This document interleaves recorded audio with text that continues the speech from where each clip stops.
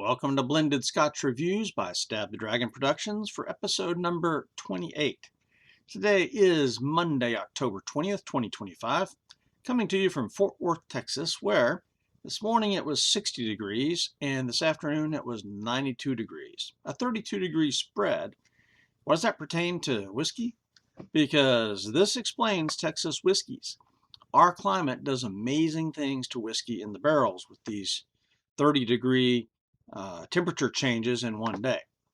But today, we'll be not looking at a Texas whiskey, but Bell's Blended Scotch Whiskey. It says original. This is the original, I doubt it, but original Bell's Blended. Here you go. Just the facts. This 750 milliliter bottle is available in Fort Worth for $18.92. It weighs in at 40% ABV or 80 proof.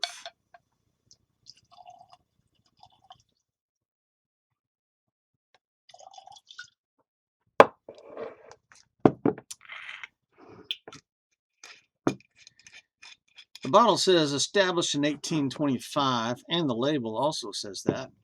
And this is the 7th most popular blended scotch in the world by some lists that I checked, and number 10 on another list.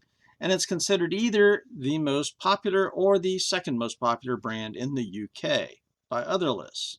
So, it depends on which list you check when. Currently, Bell's is owned by Diageo. Tasting notes. Yeah, you get some grain, some spices, some floral and fruity apple nose. It's sweet, but mildly so. A little bit nutty maybe, malty, kind of a spicy palate. And it yields up a nice, gentle bit of peat smoke. My score was 85. Letter grade for drinkability, solid A. With a slight dose of peat smoke, this is a great intro whiskey to peated scotch for the beginners. So I do recommend that. But I like this also as a daily sipper. The price is great. The availability is a little bit lower than Dewar's or J&B, Cutty Sark, or Johnny Walker Red, or Famous Grouse. For whatever reason, only one of my stores that I regularly shop at has this. Let's get into the details. History. The label says established 1825, but is that really the case? Arthur Bell from Perth began vatting whiskeys together in 1851, but the extra special Bell's Blend label didn't come out until 1904. And this version, Bell's Original, began in 2008. So what does the 1825 date on both the bottle and the label mean? That was the year of Arthur Bell's birth. So if you want to say established in 1825, that's on you, but I find it hokey. Okay. In 1985, Bell's was acquired by Guinness, and then in 1997 became a part of Diageo. It is claimed that it was the highest selling whiskey in Scotland in the 70s and in the UK by 1978. Their motto is "Afore You Go," and it's on the neck wrapper here. I don't know if you can read that or not. Before you go. And I think the meaning of that is, hey, before you go, have another drink, right? So that's the slogan of Bell's since 1921. For history, 5 out of 5 points. Bottle, label, and marketing. This bottle is a little bit unique, and it's very nice. It has its royal warrant on display there. Right there. Classy looking label. It's got a pic of Arthur Bell supposedly and that 1825 date, but the date thing wears me out. It was not established then. That was when he was born. Good grief. And again, that motto on the neckband, "Before You Go." I saw some old Bell's ads on YouTube that really weren't all that great. It was more about DEI stuff from the 80s, but nothing newer than about 40 years ago, really.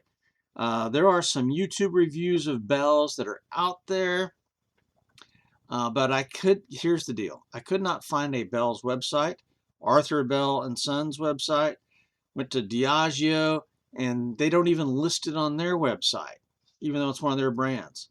So, man, I mean, internet search for this thing yielded next to nothing. Now, there's all kinds of reviews out there and, you know, other things that list it, but as far as finding a Bell's website, you know, good luck with that. I couldn't. So, bottle label and marketing, 4 out of 5. The appearance of this whiskey, well, in the bottle, you know, this is a kind of an average blended Scotch color going on there. It's a little bit golden in the bottle. And there in the glass, again, it's a nice golden color. But still, that's pretty light. So I'm going to say for appearance, only a 2. That's probably a 2 plus. It's on the way to 3, but just a 2. Composition. This is 40% ABV or 80 proof.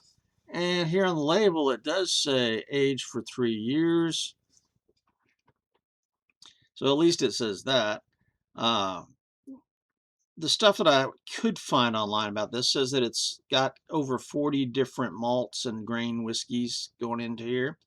But the heart of the blend is the Highland single malt Blair Ethol. And that's kind of like their home base, I think. And then it's got the Speyside Dufftown, the Lowland Glenkinchie, and a touch of Kalila from the Isla as well. So for composition, 13 out of 15. Nose. A little bit sweet and malty. Get just a hint of peat smoke on the nose. I do get some apple, like, you know, some apple. There's the fruit. So it's a pleasant nose, just it's a little bit faint, not real strong, but better than average. So 8 out of 10 points on the nose. Really, yeah, it is a pleasant nose. Taste.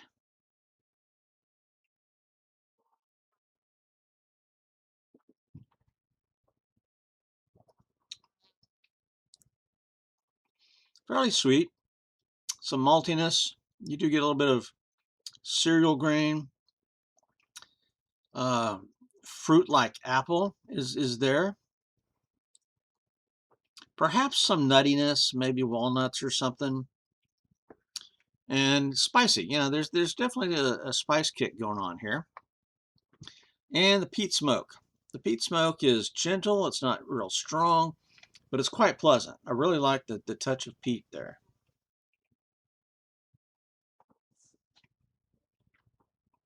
This is really quite good. I really do like this. 22 out of 25 for taste. Mouthfeel, burn, and finish.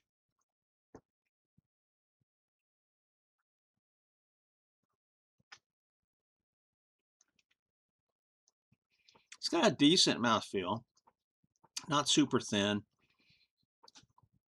There's no burn that goes up and no burn that goes down.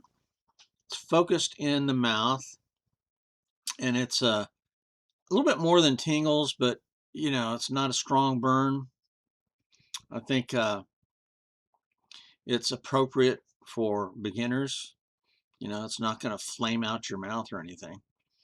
The smoke does hit strongest on the back end, and then the finish lingers a bit along with the spices for actually a nice medium finish that's got some good flavors going on. So that's really decent. 13 out of 15 for mouthfeel, burn, and finish. Now, neat or mixer? I like it neat. This is actually quite nice neat. It's probably strong enough to hold up to a little bit of ice. I wouldn't really do ice because it's only 80 proof, but there's a lot of people who like drinking whiskey with ice. And I think it's got enough flavor to handle that. The other day, I tried a Godfather. I used some Di Serono, that's an amaretto, and I saw a recipe that said, hey, add a slice of lemon. Well, I've never done that with a Godfather before, but I did this time, and I think it actually worked out nicely. It was a wonderful combination of flavors. Um, the amaretto is very sweet and almond-like, and you got the peat smoke going on here, so that was a really nice balance. And then you toss in that citrusy lemon flavor, and that was kind of a trifecta. It really seemed to work. So I do recommend the Godfather with this. Uh, Godfathers, because amaretto is so sweet, really do kind of require a peated Scotch, and this has got enough peat in it to do that with. I have not tried a Drambuie, so let me pause and go make one real quick, and we'll check that out.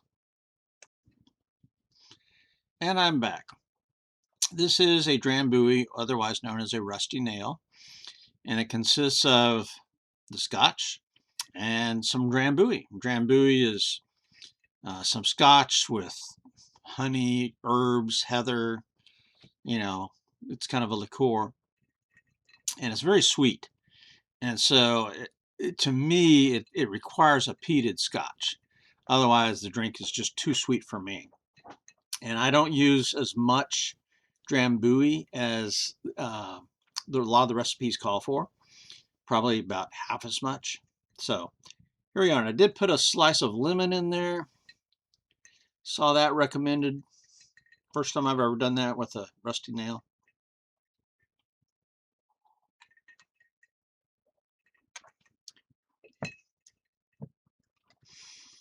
And I think I used a little bit too much Drambuie. That's the dominant flavor.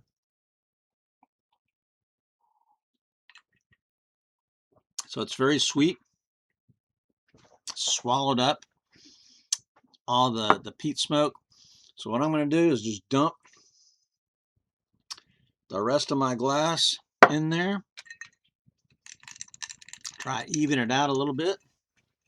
And, you know, some people who like the super sweet drinks would be fine with this. But for the Godfather and the Drambuie, I reduce the amount of the liqueurs because it just makes it so sweet for me. Yeah, adding that last little splash of bells helped. It's still a very pleasant drink, so I highly recommend that. So neat or mixer, 5 out of 5 points. Price, value, and availability. Specs here in West Fort Worth has this for $18.92. But Total Wine and Goody Goody, neither one carry it, it seems. So availability is a bit low on my part of town, and that's surprising. But the value, I think, is high. The value is, I mean, for 18, 19 bucks, this is a favorite. So, but availability really hurts. So 8 out of 10 for price, value, and availability. Bonus points. I give it 5 bonus points, all 5, because this has been surprising. I really did not anticipate liking this as much as I did when I first bought it. But when I opened it and sampled it, it's like, ooh, you know, this is pretty good. And it is clearly a favorite of mine now. And I think as this tournament goes on, this has a good chance of winning the tournament. I mean, this is pretty strong entry here. So 5 bonus points, giving me a total score of 85 and a letter grade for drinkability, a solid A. Analysis and recommendation. Again, I was very pleased with this whiskey and consider it a favorite. So I give this a high recommend. It's not as widely available as the others, like Dewar's or Cutty Sark, Johnny Walker Red, even Famous Grouse. But I think I like this a bit more. This would definitely give J&B or Cutty Sark, maybe even Johnny Walker Red, a run for their money.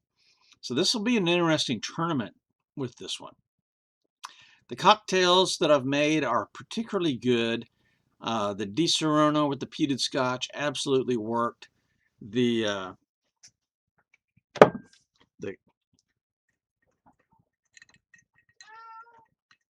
this one with the Drambuie. It really works.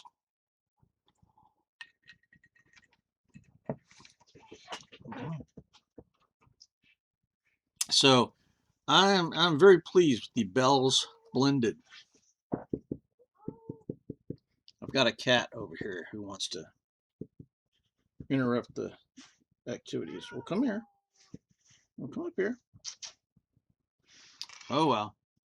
Felix is not going to participate. He's just going to make noise. All right. So what's next with blended Scotch reviews? I've done the Duncan Taylor and I've done the Bells, so it's time to do a Scotch match. So the next one that I do either tomorrow or the night after is going to be a match between these two. Now, I used Glenlivet with the Duncan Taylor as a single malt because I'm reasonably sure it's got Glenlivet in there. Bells, I could not obtain any of the single malts that were listed for Bells. So, unattainable. So, there you go. All right. For blended Scotch reviews, this is Stab the Dragon out here.